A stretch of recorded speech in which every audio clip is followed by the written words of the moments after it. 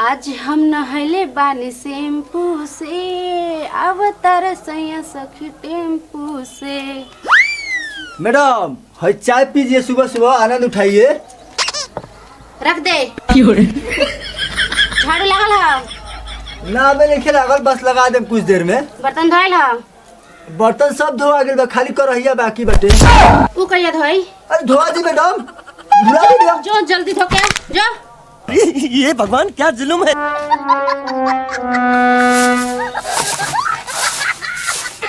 ए madam चाय पी के check कौन ली कैसन बनल बा। अगर चाय बढ़िया ना बनल होई तब मार के तोर चमड़ी छील दे हम।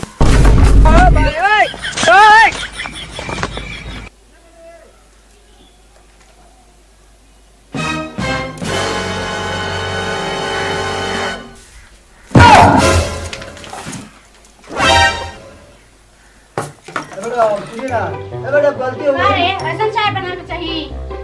चाय अब गलती हो गई आगे ना। चीनी के जगह पे नमक डाले बारे। अरे गलती हो गई मैडम। चाय पत्ती के जगह पे सुपर मिर्च का पाउडर। मैडम ना हो ये। मैडम सुनिए ना। तो चाय नहीं बनाया नहीं बनाया। अरे गलती हो गई मैडम, अब क्यों बना हो ये। तब मुआ के चाहता रे। ना ना ना मैडम ना। तो कहिए सीखबे? कहिए सीखबे? काल से सीख जा। काल से? ते रोज रोज काल से सीख जाए। सीख जा मैडम, सीख जा। काल से? काल से सीख जा। काल से सीख जा। अरे नई नवेली बहू को बूढ़ा ससुर लेकर फरार। छी छी छी, का कुल एक बार में छपा जाता। सरकारों इतना बुर्बक भाई है, कुल छापत रहता। छी छोटा है। ए छोटा। दवा को रख दे। अरे क्यों बना के? प्रणाम पिताश्री। का रे सुबह सुबह काहे इतना पीले तड़े के ये संभाल में नहीं खड़ा होता। हमरे संभाल में रख, तू अपने पतोई के संभाल के रखो। सुबह सुबह हमरे के आदि से ज्यादा हमरे के कुटतिया।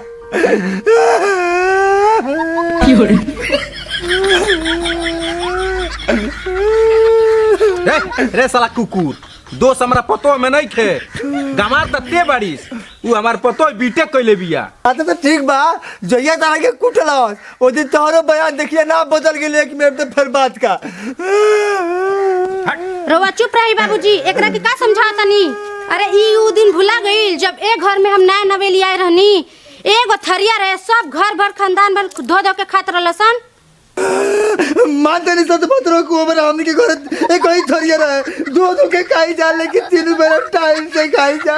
लेकिन इस सत पत्री थरिया से आई बिया, 12 भोले थरिया ले आई बिया, लेकिन टाइम से नहीं के मिला। चुप रहो।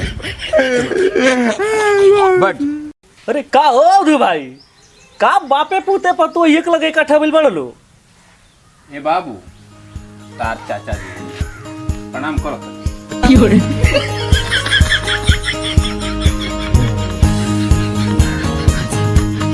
गोर लगता नहीं चाचा जी। खूब खुश रह, खूब अनल फुलाई रह बच्चा।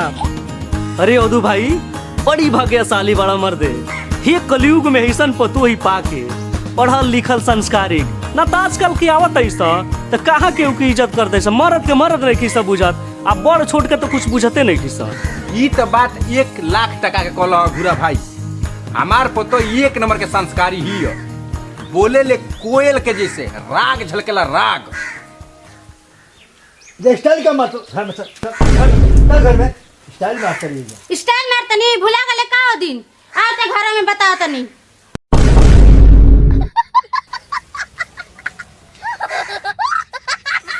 जाए दो, पढ़ल लिखल बिया, दूधार गाय के दूगो लातो सहल जाला। ना सही कहत रहे चाचा, आहू मेरा बच्चा हाँ। बड़ा मान जान कर ले पतोहिया इनकर। अच्छा हाँ बहुत मान जान कर ले बाबूजी क्या हमरा। अच्छा हाँ और भाई यही बात पर तन 2 कप चाय मंगावता।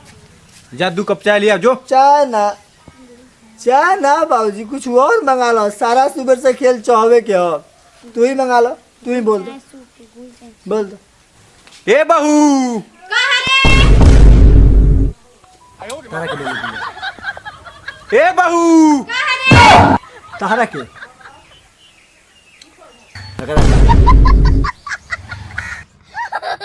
ए बहू, अरे तनी चाय लिया के गो देता चाचा के हो, तारा हाथ किन के पिए के मन कइले बा। आवता चाय आवता। कौन मंगला से चाय? भाई मंगला सिया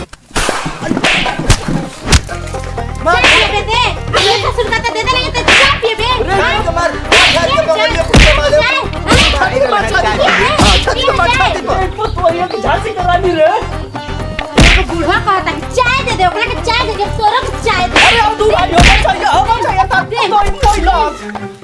तो चाय पीबे तो रोज रोज के घुमाई हम छोड़ाओ तनी रुक जो तो के चाय पिलाई रे अरे झांसी का रानी पिया होई बच्चा मुआ दे चाय पिलाई ए भाई ये तरह हो ए रोआ मत अरे ससुरी चलता अरे कुछ ना हो ले चल बंगलिया के लगे कुछ कमा ले ऊ हो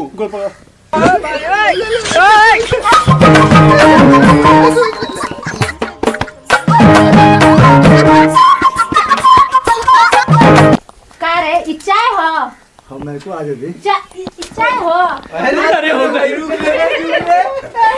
ए बहू का रे देखो